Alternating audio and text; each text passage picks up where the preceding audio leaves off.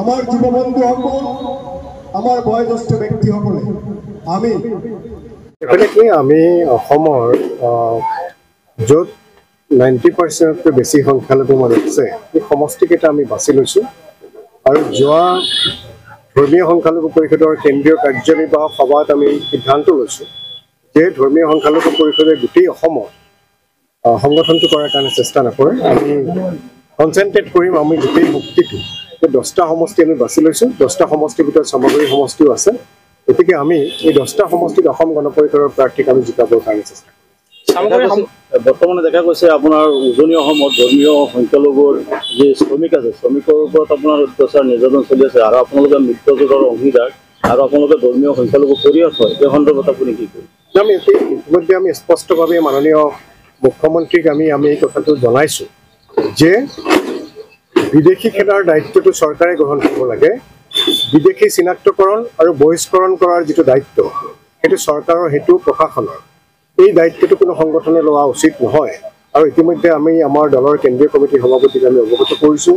মাননীয় মুখ্যমন্ত্ৰী ডাঙৰীয়াক আমি স্মাৰক পত্ৰ দিয়াৰ কাৰণে আমি চেষ্টা কৰি আছোঁ আৰু এই কথাটো আমি স্পষ্টভাৱে কৈছোঁ যে সংখ্যালঘু মানুহ যাতে কোনো ভাৰতীয় মানুহ যাতে হাৰাশাস্তি নহয় এই দিশটো চাবৰ কাৰণে আমি ইতিমধ্যে আমি মাননীয় মুখ্যমন্ত্ৰী ডাঙৰীয়াক জনাইছোঁ আৰু যিসকল ভাৰতীয় মানুহ তেওঁলোক যাতে অত্যাচাৰৰ সন্মুখীন নহয় আৰু তেওঁলোকক যদি কিবা কাৰণত যদি উচ্ছেদ কৰিবলগীয়া হয় তাৰ কাৰণে উপযুক্ত ক্ষতিপূৰণ দি পেলাই পুনৰ সংস্থাপনৰ ব্যৱস্থা কৰিব লাগে আৰু মিয়া মানুহখিনিৰ ওপৰত মিয়া সন্দেহত যিখিনি মানুহ বাংলাদেশী কৰাৰ কাৰণে চেষ্টা কৰি আছে বিভিন্ন সংগঠনে এই সংগঠনবিলাকক আমি এই কথাটো ক'ব বিচাৰিছোঁ যে এই দায়িত্বটো সংগঠনৰ নহয় যদি সংগঠনে এই দায়িত্বটো লয় তেতিয়াহ'লে ডেফিনেটলি তাত আইন শৃংখলাজনিত পৰিস্থিতিৰ সৃষ্টি হ'ব পাৰে আইন শৃংখলাজনিত সমস্যাৰ সৃষ্টি হ'ব পাৰে সেইকাৰণে সংগঠনসমূহে এই দায়িত্বটো লোৱা উচিত নহয় এই দায়িত্বটো প্ৰশাসনে লোৱা উচিত অসমৰ ৰাইজে কিন্তু এই কথা এতিয়ালৈকে গম পোৱা নাই যদি আপোনালোকে লিখিতভাৱে জনাইছে কিন্তু কোনোবাই আপোনালোকৰ তেনেকুৱা উৰ্ধতম কৰ্তৃপক্ষই এটা প্ৰেছ মিট এটা সংবাদ সম্বোধন কৰিব লাগিছিল উজনি অসমৰ সমস্যা লৈ নাই ইতিমধ্যে আমাৰ যোৱাকালি আমাৰ দলৰ কেন্দ্ৰীয় কমিটিৰ সাধাৰণ সম্পাদক ডক্টৰ কমলা কলিতাই স্পষ্টভাৱে এই কথাটো উল্লেখ কৰিছে যে আমি অসম গণ পৰিষদ দলে আমি মিয়া খেদা আন্দোলন কৰা নাই আমি বিদেশী খেদা আন্দোলন কৰিছোঁ এই কথাটো তেখেতে স্পষ্টভাৱে উল্লেখ কৰিছে যেহেতু অসমত আপোনালোকৰ 10 বছৰ চৰকাৰ গৈছিল সেইটো সময়ৰ কথা আপোনাৰ সংখ্যালঘু ৰাইজে কৈ থাকে যে আপোনালোকৰ সেইটো সময়তে শান্তি সম্প্ৰীতি বজাই আছিল বৰ্তমান শান্তি সম্প্ৰীতি বিঘ্নিত হৈছে সেইটো সন্দৰ্ভত আপুনি কি কয় বৰ্তমান সমস্যা বৰ্তমানৰ পৰিস্থিতিটো আৰু আপোনাৰ অসম গণ পৰিষদ যেতিয়া এককভাৱে চৰকাৰ গঠন কৰিছিল তেতিয়াৰ পৰিস্থিতিটো সম্পূৰ্ণভাৱে বেলেগ আমি মাত্ৰ 9জন বিধায়ক লৈ পেলাই আমি মিত্ৰ দলৰ চৰকাৰত আছোঁ আমি অসম গণ পৰিষদে বিচৰা ধৰণে চব কাম নহ'বও পাৰে কিন্তু অসম গণ পৰিষদ যেতিয়া এককভাৱে চৰকাৰ আছিল তেতিয়া বিভিন্ন ক্ষেত্ৰত এককভাৱে সিদ্ধান্ত লোৱাৰ ক্ষমতা অসম গণ পৰিষদৰ আছিল এতিয়া যিহেতু মিত্ৰ দলৰ চৰকাৰ গতিকে এতিয়া এককভাৱে অসম গণ পৰিষদে সিদ্ধান্ত ল'ব নোৱাৰে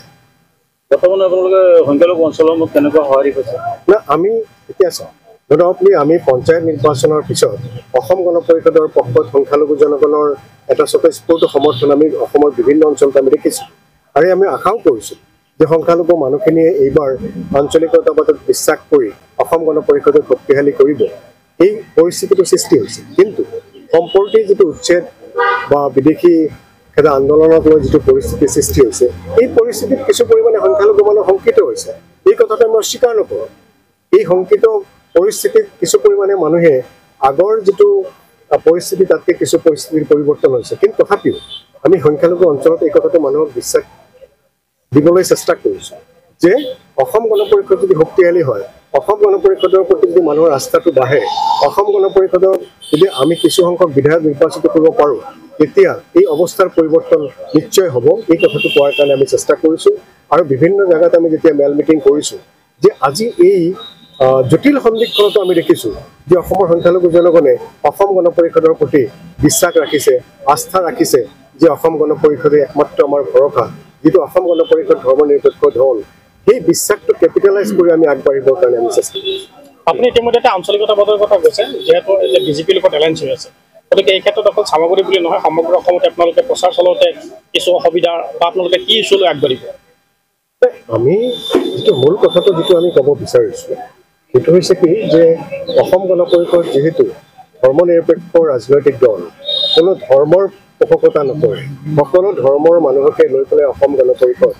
কাম কৰে। আৰু আমি ব্যক্তিগতভাৱে অসম গণ পৰিষদে বিশ্বাস কৰে যে সামাজিক নিৰাপত্তা যিটো ছ'চিয়েল ছিকিউৰিটি যিটো অত্যন্ত প্ৰয়োজন অসমৰ সংখ্যালঘু মানুহৰ, যে সামাজিক শান্তি যদি থাকে, সামাজিক নিৰাপত্তাটো যদি থাকে, তেতিয়াহ'লে সংখ্যালঘু